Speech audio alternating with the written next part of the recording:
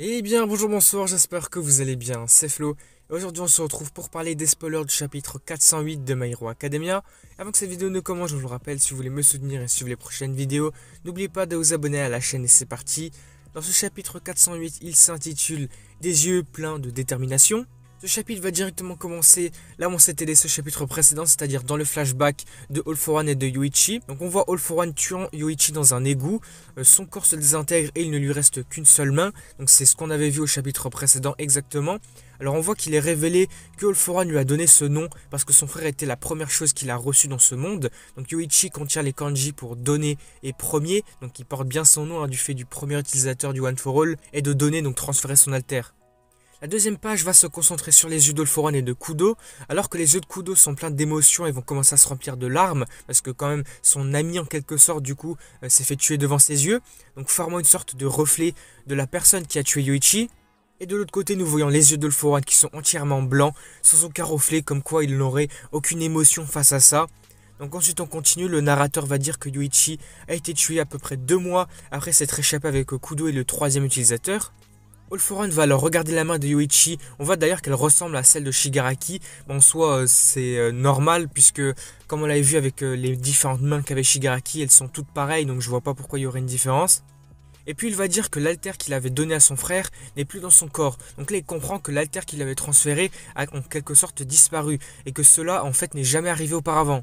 Il va alors commencer à réfléchir à ce qui a bien pu se passer pendant cet instant-là, jusqu'à ce qu'il se rende compte que le don qu'il lui a transmis a pu être transmis justement à quelqu'un d'autre. Pendant ce temps-là, on va voir le troisième utilisateur qui s'appelle Bruce, donc on a la révélation de son prénom. Alors je vois pas pour l'instant de quelconque révélation comme quoi son prénom voudrait signifier quelque chose. Par exemple, ça aurait un lien avec son alter ou quelque chose comme ça, comme là Yoichi pour le coup qui veut dire donner et premier. Donc on se concentre un peu sur le personnage de Bruce, le troisième utilisateur du One For All, qui va examiner le corps de Kudo. Kudo, quant à lui, se sentait vraiment bizarre depuis que du coup Yoichi était mort, depuis ces instants-là à peu près. Et Bruce va alors lui demander s'il a été touché par exemple par All For One pendant la bataille.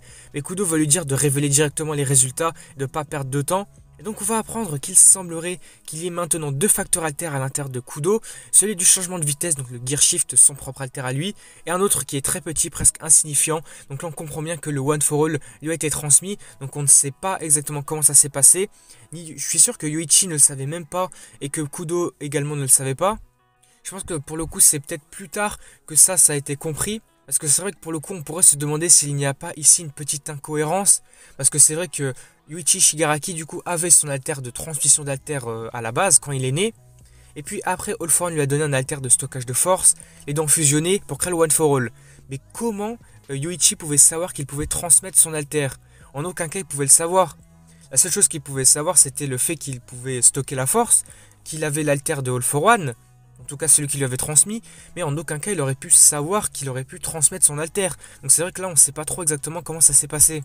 Et on continue le chapitre, donc on voit qu'à la page suivante, il y a quelque chose de très intéressant. Elle va nous montrer 2 versions différentes de Yoichi. Donc la première qui va dire « Je n'ai pas pu arrêter mon frère, il ne voit les gens que comme des jouets ». Et l'autre version va dire « Mon frère m'a gardé en vie, si seulement il se souciait davantage des autres. Si seulement il se souciait davantage des autres, le pouvoir de donner et de prendre aurait pu être le plus aimable du monde entier ». Puis Kudo et All For One vont arriver ensuite à des conclusions similaires.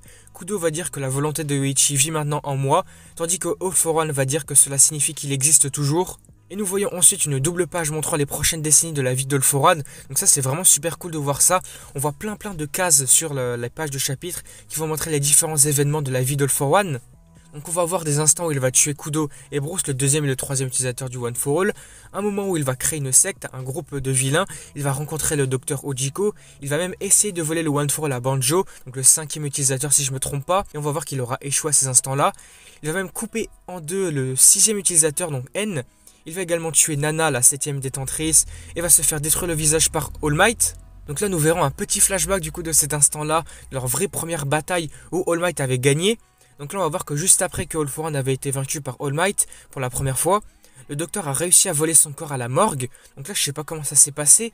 Est-ce que ça voudrait dire que All For One serait mort entre guillemets et qu'il aurait ressuscité plus tard grâce peut-être à un alter que Ojiko avait récupéré, je ne sais pas. Parce que si son corps a été récupéré à la morgue, c'est qu'il était censé être mort, à moins qu'il aurait simulé sa mort, parce que du coup je sais pas trop comment ça aurait pu se passer là à cet instant. Est-ce que j'imagine bien que All For One a dû avoir des séquelles directes à un instant T, et se faire détruire le visage comme ça doit être impressionnant, alors j'imagine pas comment il a pu survivre. Bon, on continue le chapitre, cette fois-ci nous revenons dans le présent.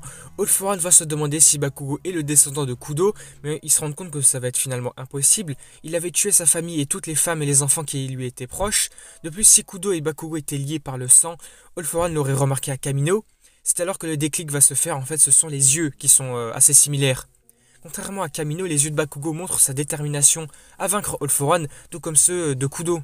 Par la suite, All For One va dire qu'il ne peut pas continuer à se battre et à rajeunir en même temps, car il doit encore être capable de se battre lorsqu'il arrivera à Shigaraki, sachant qu'il aura du mal, en effet, parce que là il est tout jeune, donc il a plus de difficultés à se battre, j'imagine. C'est alors qu'il décide d'atteindre ses deux objectifs, tuer Bakugo et atteindre Tomura, en utilisant tous les haltères en même temps. Donc là, ça va être impressionnant, il va utiliser vraiment tous les haltères qu'il a en même temps, ça va être impressionnant de fou. Donc on va voir le vestige de Yoichi qui va sentir que quelque chose se prépare. Et ce qui suit est probablement la double page la plus impressionnante que Horikoshi ait jamais dessinée. Là sur cette page, on va voir All For One utiliser toutes sortes de pouvoirs d'haltères avec plusieurs têtes qui sortent de son corps. Alors qu'il est écrit, donc sa nouvelle technique j'imagine. Donc là je vais vous traduire ça directement. Donc ça serait le relâchement de tous les facteurs haltères qu'il dispose. Et All For One goal, donc tout pour un seul but. De son côté, là on va voir Edgeshot qui va réaliser que le plan d'All For One est d'utiliser tout ce volume d'énergie pour se propulser vers l'avant à une vitesse incroyable, et All Might va remarquer que cela le ramènera à sa forme de bébé tout simplement, ce qui signifie que c'est le dernier pari d'All For One. Et puis nous revenons sur Bakugo qui va regarder la chose monstrueuse qui se trouve devant lui et va dire tout en souriant: mais tu es stupide, ce n'est pas possible que cette chose stupide gagne face à moi. Fin du chapitre et pas de pause la semaine prochaine, ça c'est super cool. Du coup voilà, le chapitre se termine ainsi sur la révélation de la pleine puissance de All For One, j'imagine sa technique la plus puissante qu'il aurait jamais utilisée je pense. Le relâchement de tous ces facteurs haltères, tout pour un seul but. Du coup voilà, on va s'arrêter là pour ces spoilers, le chapitre aurait été vraiment impressionnant, vraiment très intéressant, super cool. On aura vu la continuité de ce flashback de All For One, de Yoichi ainsi que tous les utilisateurs du One For All. Donc on aura vu les débuts de All For One et ainsi on va dire la suite avec le fait qu'il aurait tué tous les utilisateurs du One For All. On aura également vu sa rencontre avec le Dr Ojiko, sa défaite face à All Might lors de leur premier combat, etc. jusqu'au présent maintenant. On voit qu'il va utiliser sa technique la plus puissante j'imagine. Du coup voilà, on va s'arrêter là pour cette vidéo. Si elle vous a plu, n'hésitez pas à liker, à commenter, à partager comme d'habitude. Et puis n'hésitez pas à me dire dans les commentaires comme d'habitude quel est votre avis concernant le chapitre. Est-ce que ça aurait été cool pour vous? Quelles sont vos attentes, vos théories? Ce que vous aimeriez voir par la suite, etc. Est-ce que ça a été bon pour vous? Et puis du coup, on va s'arrêter là. Si la vidéo vous a plu, n'hésitez pas à liker, à commenter, à partager comme d'habitude. Et puis surtout, n'oubliez pas de vous abonner à la chaîne pour me soutenir sur les prochaines vidéos. Et du coup, moi je vous dis à la prochaine.